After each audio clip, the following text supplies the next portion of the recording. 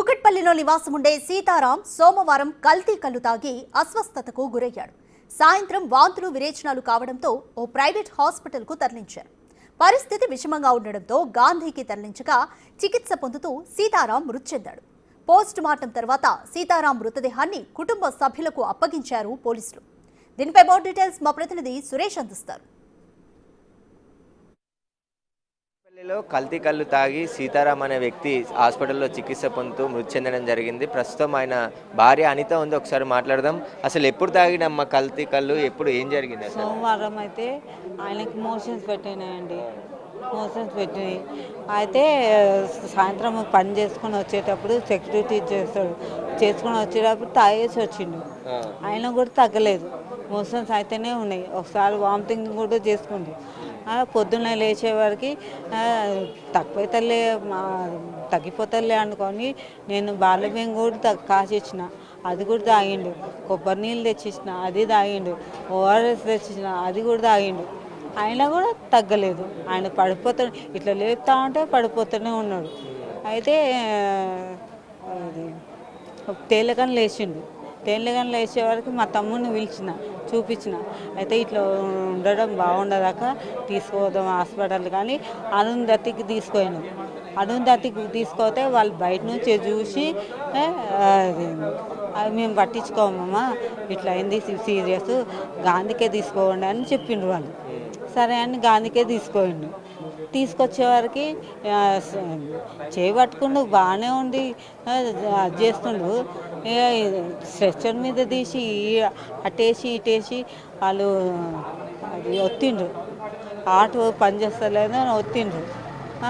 అప్పటి వరకే చనిపోయాడు. ఎంతమంది పిల్లలమ్మా మీకు? ఇద్దరు. ఎట్లా మరి ఈయన రోజు అదే కంపౌండ్లో తాగుతారా? అసలు ఏం జరిగింది? వాళ్ళని అడిగిరా పోయి ఏమంటున్నారు? అసలు ఎంతమందికి అయింది ఇట్లా? నాకు తెలియదండి ఎంతమందికి అయింది.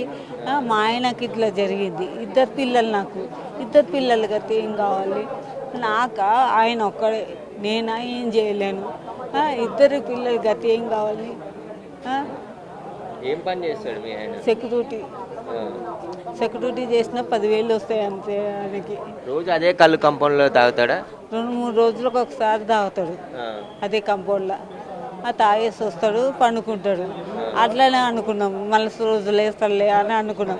మళ్ళీ రోజు లేచే వరకే కళ్ళన్నీ లోపలికి పోయినాయి, బుగ్గలన్నీ లోపలికి పోయినాయి. అసలు ఏం సోయి లేకుండా పడిపోయినాను. తీసుకొచ్చినా కూడా సోయి లేకుండానే వచ్చిండు. వచ్చి ఆడు పడిపోయిండు. పెట్టినాం ఆడ పెట్టిండు, వాళ్ళు హార్ట్ని వచ్చిండు. అంతవరకే చనిపోయిండు. ట్రీట్మెంట్ చేస్తూనే చనిపోయిండు. ఏం కోరుతున్నారు మరి మీరు? మా పిల్లలకి న్యాయం చేయాలండి. మా పిల్లలకి ఇంత ఏదైనా చూపించాలండి దారి. మా పిల్లలు చిన్న పిల్లలు, వాళ్ళు పెద్దోళ్ళు కాదు, వాళ్ళ పెళ్ళిళ్ళు కాలేదు ఇంకా. వాళ్ళకి ఏమైనా చూపిస్తే మాకు మంచిది.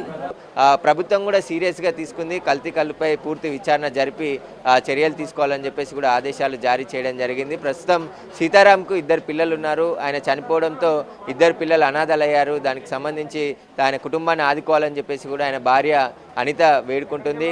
సెక్యూరిటీ జాబ్ చేసుకునే సీతారాం కల్తీ కళ్ళు తాగి బలి కావడం దారుణం అని చెప్పేసి కూడా ఆయన కుటుంబ సభ్యులు ఆవేదన వ్యక్తం చేస్తున్నారు. ఖచ్చితంగా ఎవరైతే కల్తీ కళ్ళు తయారు చేసి అమ్మారో వారిపై కఠిన చర్యలు తీసుకోవాలని చెప్పేసి కూడా డిమాండ్ చేస్తున్నారు. కెమెరామెన్ పవన్తో Suresh, big TV, Gandhi hospital నుండి.